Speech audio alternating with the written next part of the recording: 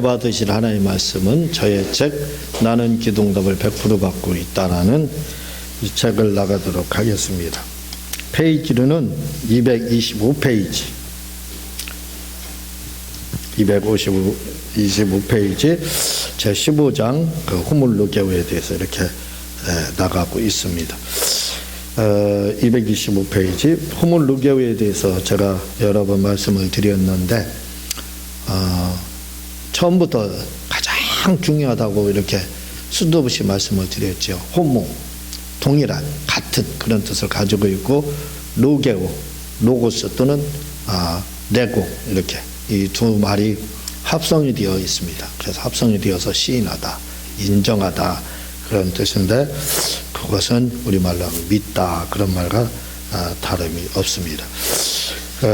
한번 첫 번째로 이 호물루게오하는 방법. 호물루게오라는 것은 주님과 같은 생각을 하고 주님과 같은 말을 하고 주님과 같이 행동하는 걸 말합니다.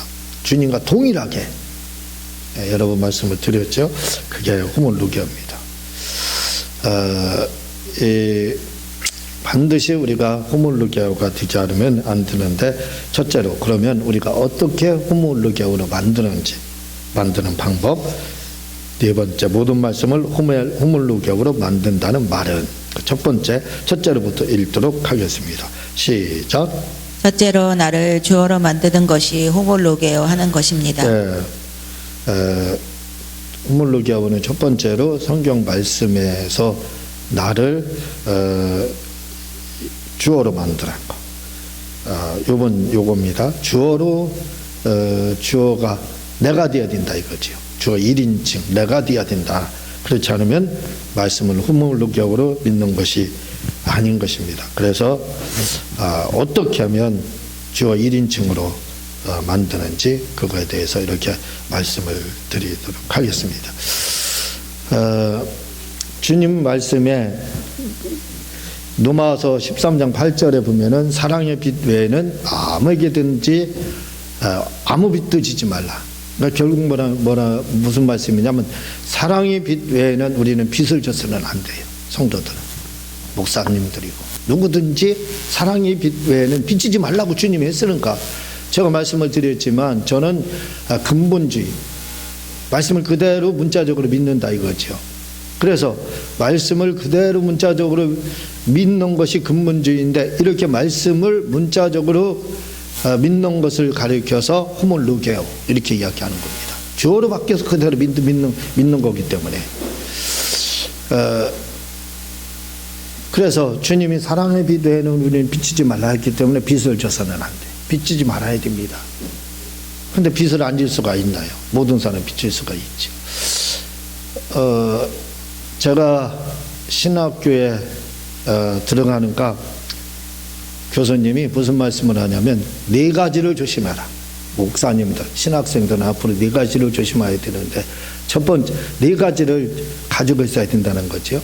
첫 번째는 조심하라는 건데, 첫 번째는 뭐냐면 이사갈 준비를 하라. 4가지 준비하라는 거죠. 참 조심도 하고 준비하라.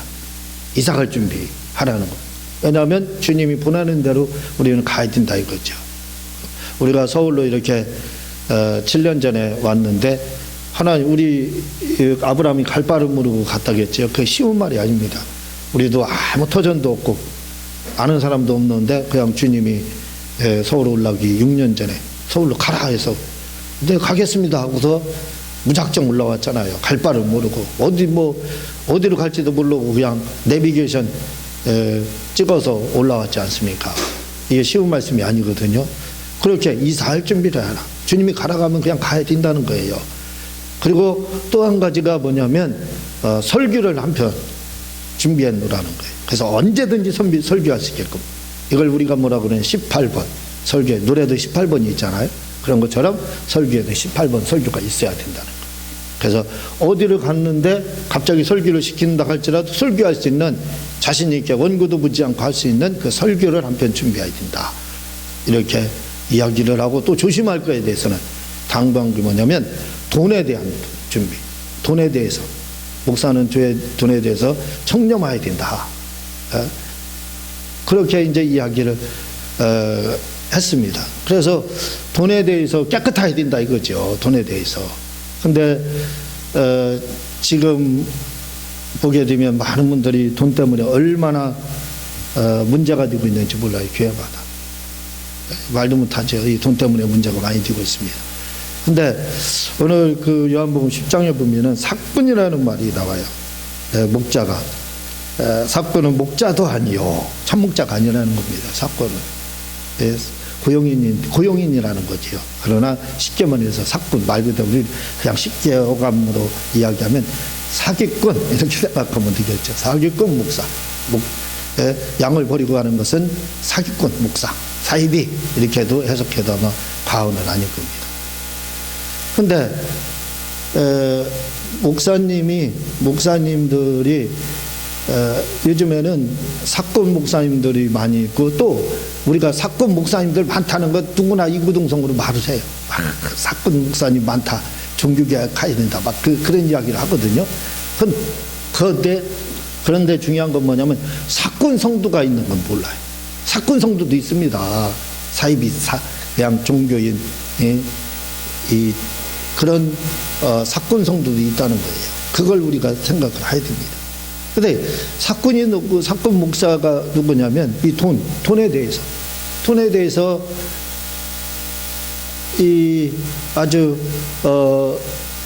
그 성도들에게 돈을 막 강요하고 헌금을 강요하는 건 괜찮습니다. 헌금을 강요하는 건 좋은 거예요, 성도들에게. 왜냐하면 갈라디아서 6장 7절에 보면 스스로 속이지 말라. 하나님은 업신여김 받지 않으니 사람이 무엇으로 심든지 그대로 거두리라. 또 고린도서 9장 6절에 이것이 곧 적게 심는 자는 적게 거두고 많이 심는 자는 많이 거둔다 하는 말이로다. 심은 대로 거둔다는 거예요. 그러니까 심을 줄 모르는 사람들에게 강제로 심게 하는 건 뭐예요? 강요하는 건, 헌금 강요는 얼마든지 해야 됩니다. 그게 강요가 아니에요. 왜? 아니, 당신 복 받으세요. 강조해서 말한다고 해서 강요라고 하는 사람이 있어요? 아마 복 받으라고 막 그렇게 이야기하면, 왜 이렇게 목사님 복 받으라고 강요합니까? 그럴 사람 단 한 명도 없을 거예요. 마찬가지입니다. 주님이 심은 대로 거둔다고 했어요. 그러니까 뭐예요? 우리는 목회자들은 헌금에 대해서 제대로 강요해야 돼요. 건축 헌금 11조, 감사 헌금, 기타 선교, 기타 헌금이 얼마나 많습니까? 많이 심으라 이거지, 하나님 앞에. 마음 있는 곳에 물질이 있다고 주님이 말씀하셨잖아요. 그러니까 마음을 드리는 겁니다. 그게 마음을 드리는 거예요. 그렇게 함으로써 하나님께서 심은 대로 거두게 하신다는 거예요. 그러니까 이것도 우리가 호몰루게오로 믿는다면 많이 심어야죠. 호몰루게오로 믿는 건 많이 심는 겁니다. 그대로 그거 믿는 거잖아요. 그런데 그래서 헌금에 대해서 강요하는 것은 사건이 아닙니다. 어떤 분들은 헌금에 대해서 강요하기 때문에 사건 아니냐 이렇게 하는데 절대 아니에요. 헌금에 대해서 강요하는 건 절대 사건이 아닙니다. 바르게 가르치는 거예요. 왜? 복 받으라고 강요하는 거랑 똑같은 거예요. 근데 복 받으라고 강요해도 싫은 사람 누가 있어? 그걸 강요한다고 하는 사람 없잖아요. 똑같습니다. 헌금은 무슨 일이 있어도 강요해서라도 심게 만들어야 돼. 왜? 그 사람 복 받게 만드는 거예요. 그러나 문제는 뭐냐? 사건은 뭐냐? 헌금을 강요하는 게 사건이 아니라 헌금을 유용한다든가 잘못 쓴다든가 거기다가 성도들에게 돈을 막 빌린다든가 그런 사람들 얼마나 많은지 몰라요. 성도들하고 막 돈으로 얽혀있는 돈 빌려가지고 막 이렇게 하는 분들이 얼마나 많은지 몰라요.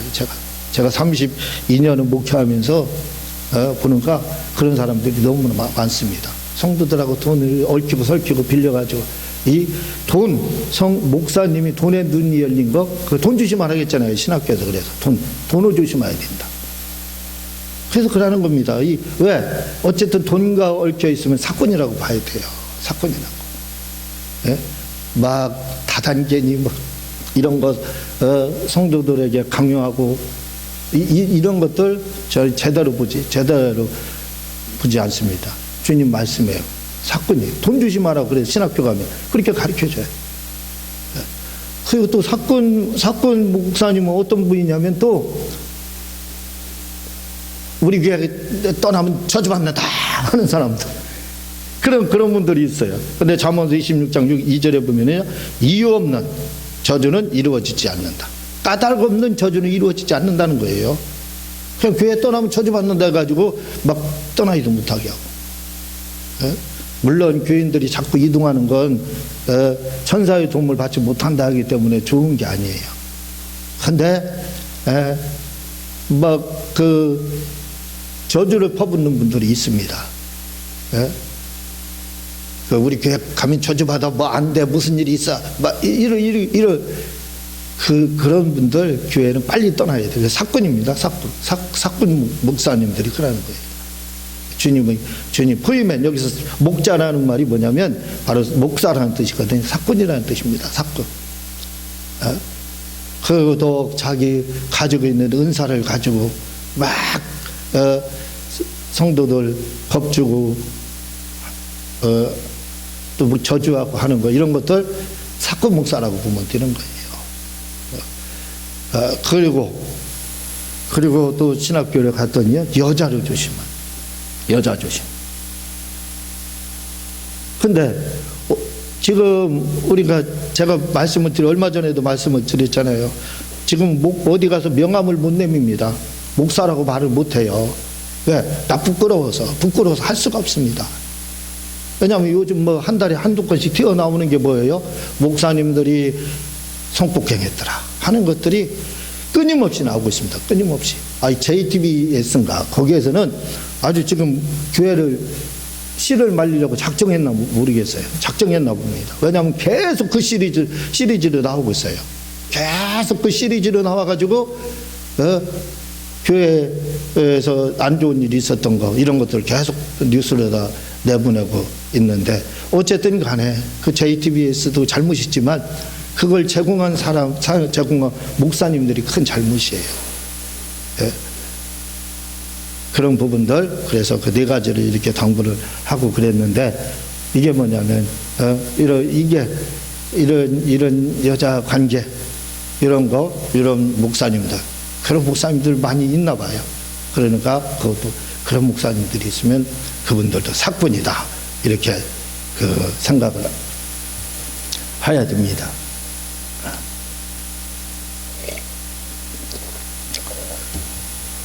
말씀을 드렸듯이 사꾼 목사만 있는 게 아니라 또 사꾼 성도가 있어요. 사꾼 성도. 그 사꾼 성도는 어떤 사람을 사꾼 성도라고 그러냐면 교회에서 그 집사가 권사되고 권사가 뭐 장로 되고 뭐 이런 식으로 뭐 목사 되고 전도사 되고 이런 것들을 이걸 주님의 일을 하는데 봉사직으로 생각하지 않는 거예요. 권사는 성도들 10명 내지 몇 명을 섬기는 자입니다. 목사는 전체를 섬기고 장로는 한 30-40명을 섬기는 그러한 섬김의 직분이에요. 그러니까 우리는 올라갈수록 뭐예요? 더 많은 사람을 섬기라고 하나님이 직분을 주시는 거예요. 근데 그걸 섬김이라고 생각하지 않습니다. 승진이라고 생각해요. 승진. 그리고 그렇게 승진을 이런 성도들은 바로 사꾼 성도라 이거죠. 사꾼 성도. 목사만 사꾼 목사가 있는 게 아니에요. 성도들도 사꾼 성도가 있습니다. 그걸 하나의 스펙으로 사용한다 이거죠. 제가 어느 분한테 들었나 어디서 책을 보았는지 모르지만 뭐라고 그러냐면 사기꾼들이 반드시 가져야 될 것이 한 가지가 있다는 겁니다. 그게 뭐냐면 종교라는 거예요. 그 중에서도 교회 기독교. 그래서 그것도 장로나 전도사나 목사, 권사 이렇게 돼야 된다는 거예요. 왜? 집사라 가면 누구나 집사기 때문에 별로 인정을 안 해요. 근데 권사님, 장로님 하면 틀리거든요. 이분은 믿음이 있나 보다. 신뢰할 수 있다. 이런 마음을 갖거든요. 성도들은. 그래서 그걸 이용해서 그거 가지고 사기친다는 겁니다. 사기치기 해서. 하나의 스펙으로 생각한다는 거예요. 그 하나의 승진, 스펙 이런 걸로 생각한다는 교회 직분을요. 그게 바로 뭐예요? 사꾼 성도입니다. 사꾼 성도. 그걸 또 사꾼 성도가 있는데 목사님들 우리가 그 작은 교회로 그래 했지 않습니까? 작은 교회는 성도 하나가 얼마나 귀한지 몰라요. 그래서 그걸 노리는 또 성도들이 있습니다. 사람들이. 그래서 목사님 오늘 뵈러 왔습니다 하고 와요.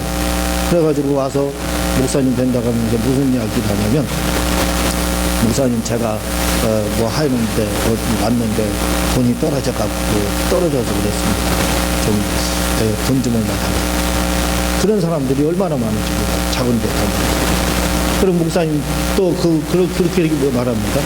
제가 이사를 왔는데 지금 당장 돈 얼마가 필요한데 이거 돈 주시면 제가 이 교회 앞으로 다니겠습니다. 열심히 다니겠습니다. 그렇게 하거든요. 그러면 성도들은 제 작은 교회에서는 성도가 얼마나 이렇게 그러니까 그냥 그런 분들이 있으면 그러시나 돈 주고 그러면 안 나와요. 하도 많이 당하고 살아요. 하도 많이. 그래서 우리가 그러잖아요. 한 가지를 보면 10가지를 한다. 그래서 지금은 성도들이 목사에게 돈 내기 한다. 그러면 저는 무조건 그 성도를 인정하지 않습니다. 그 사기꾼 그렇게 생각해요. 다른 말로 하면 사꾼 성도 이렇게 생각해요. 무조건. 목사님 돈 빌려주세요. 네, 내가 갚겠습니다. 네? 목사님 돈 주시면 제가 교회 다니겠습니다. 하도 당해봤어요. 수도 없이 당해봤어요.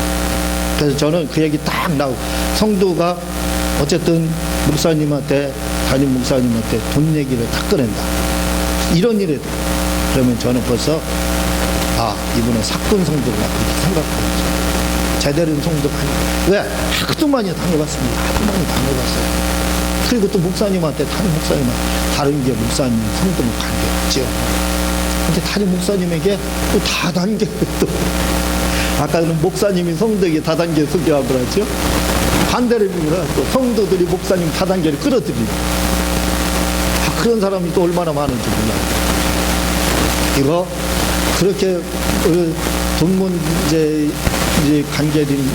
관계하는 그 목사님은 사건 목사라고 했어요. 근데 목사님을 또 돈으로 끌어들이려고 하는 분 역시 사건 목사, 사건 성도입니다. 사건 성도. 그걸 알아야 돼요. 내가 사건이 아닌지 확인해야 돼요. 확인해야 돼요. 그리고 또 사건 성도 중에 하나가 뭐냐면 목사를 이겨먹어요. 목사.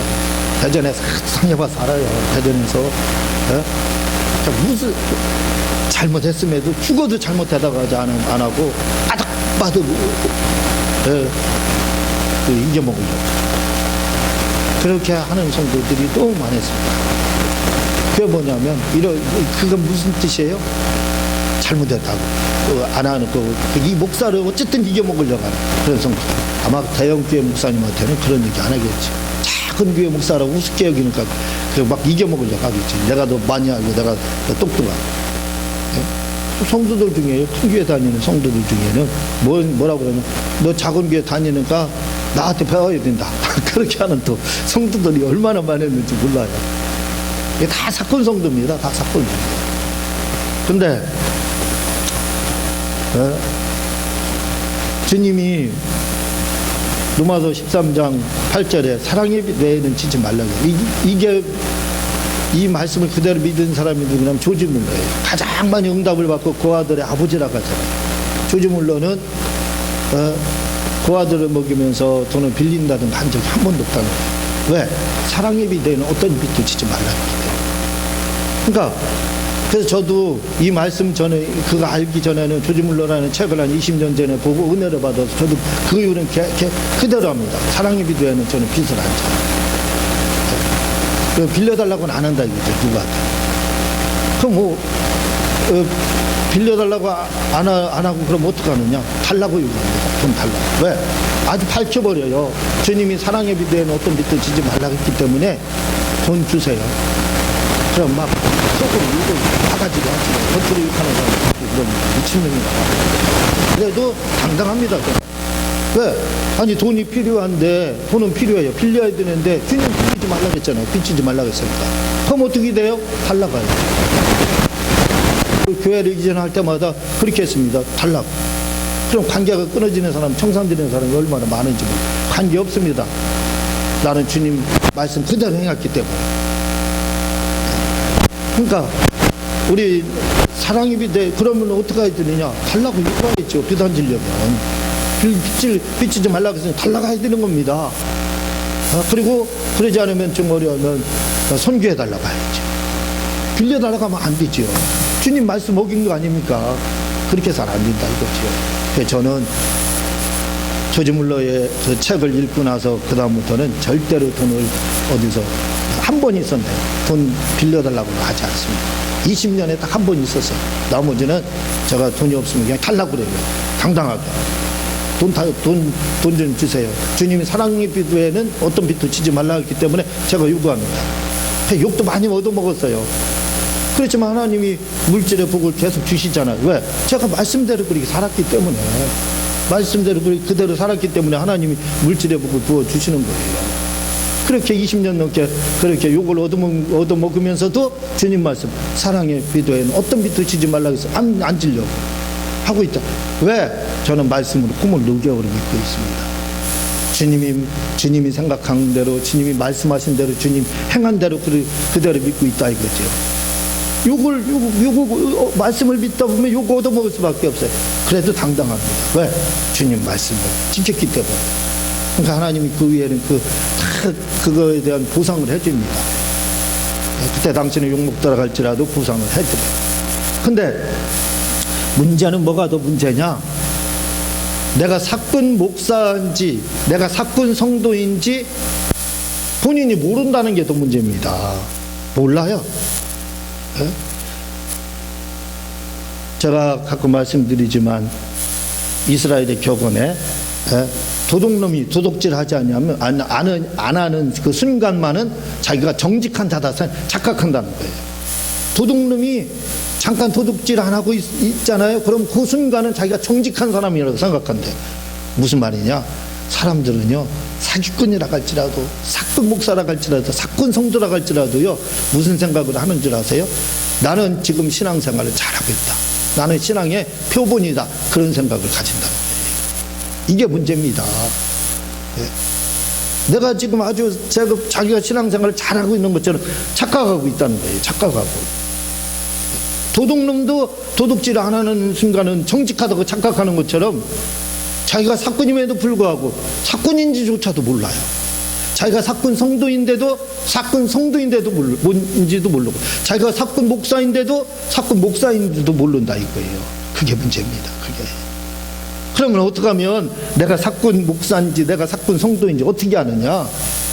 반응법적 질문을 끊임없이 제가 말씀했잖아요. 내가 지금 바르게 신앙생활을 하고 있는지 브레이크를 밟아봐야 되는 겁니다. 그렇지 않고는 회개조차도 할 수가 없어요. 회개도. 왜? 회개는 율법의 정죄를 받아야 돼요.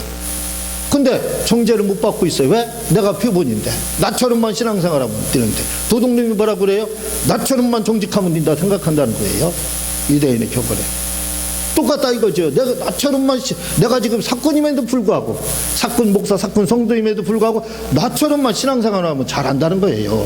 성추행을 하면서, 돈을 이용하면서 나처럼 신앙생활하면 잘한다는 거예요. 그런 착각을 하고 있다. 그러니 무슨 회개를 하느냐 이거예요. 예? 그렇게 하면서 성도들도 사꾼 성도임에도 불구하고 사꾼인지조차도 모르고 내가 신앙의 표본자입니다 착각하고 있다는 거예요. 이게 더 문제입니다. 그러니까 회개 못하는 거예요. 그러니까 뭐예요? 목사를 이겨먹으려고 그렇게 한다 이거죠. 그래서는 안 됩니다. 우리가 하나님의 말씀을 콧물 녹여으로 좀 믿으세요. 그래서 사랑의 내는 치지 말라는 말씀을 그대로 믿어서 빚지지 마세요. 어디가 돈 빌려달라고 하지 마세요. 돈 빌릴 생각도 하지 말고 달라가세요. 달라고 당당하게 하나님의 아들로서 돈 달라가세요. 그리고 안 되면 우리한테 끊임없이 선교 좀 해달라고 하세요. 그럼 매달 선교해서 도와줄 거 아닙니까? 그렇게라도 하라 이거예요. 그래서 우리는 하나님의 말씀을 콧물 녹여 어쨌든 간에 지켜야 된다 이거죠. 지켜야 된다 이거죠. 그런 신앙생활을 하시기를 주님의 이름으로 부탁을 드립니다. 기도하겠습니다. 하나님 아버지, 참으로 감사